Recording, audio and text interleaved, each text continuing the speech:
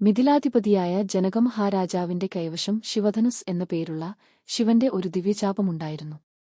അങ്ങേയറ്റം ഭാരമേറിയതും ശക്തവുമായ ഈ വില്ല് കുലയ്ക്കാൻ ആർക്കും കഴിഞ്ഞിരുന്നില്ല. തന്റെ വളർത്തുമകളും സൗന്ദര്യവും സദ്ഗുണങ്ങളുമുള്ള സീതയെ ഈ ദിവ്യചാപം കുലയ്ക്കുന്ന വീരൻ മാത്രമേ വിവാഹം ചെയ്തുകൊടുക്കൂ എന്ന് ജനകൻ ഒരു പ്രതിജ്ഞയെടുത്തിരുന്നു.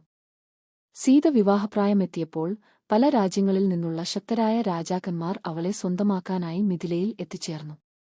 ഓരോരുത്തരും തങ്ങളുടെ ശക്തിയിൽ ആത്മവിശ്വാസം പുലർത്തിയെങ്കിലും ആ വില്ലൊന്ന് അനക്കാനോ കുലയ്ക്കാനോ പോലും അവർക്കാർക്കും സാധിച്ചില്ല. എല്ലാവരും നിരാശരായി മടങ്ങി.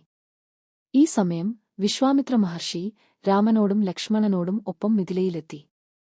രാജാക്കന്മാരുടെ പരാജയം കണ്ട വിശ്വാമിത്രൻ രാമൻ ആ വില്ലൊന്ന് കുലയ്ക്കാൻ അവസരം നൽകണമെന്ന് ജനകനോട് അഭ്യർത്ഥിച്ചു. രാമന്റെ ചെറുപ്പം കണ്ട ജനകൻ ആദ്യം സംശയിച്ചെങ്കിലും വിശ്വാമിത്രന്റെ വാക്ക് മാനിച്ച് സമ്മതിച്ചു. രാമൻ അനായാസേന വില്ലിനടുത്തേക്ക് നടന്നു. സദസ്സിലുള്ളവരെ അത്ഭുതപ്പെടുത്തിക്കൊണ്ട് രാമൻ ആ ഭീമാകാരമായ വില്ല് നിസ്സാരമായി ഉയർത്തുകയും ഒറ്റ ആയാസത്തിൽ കുലയ്ക്കുകയും ചെയ്തു. ഞാൻ വലിച്ചുകെട്ടാൻ ഒരുങ്ങുമ്പോൾ ഭീകരമായ ശബ്ദത്തോടെ ആ മഹാധനുസ് രണ്ടായി ഒടിഞ്ഞു. ഈ സംഭവം കണ്ട് എല്ലാവരും സ്തബ്ധരായിപ്പോയി.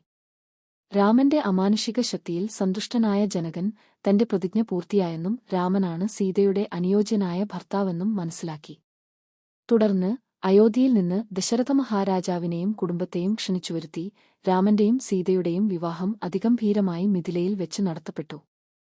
രാമായണത്തിലെ ഒരു സുപ്രധാന സംഭവമാണിത്.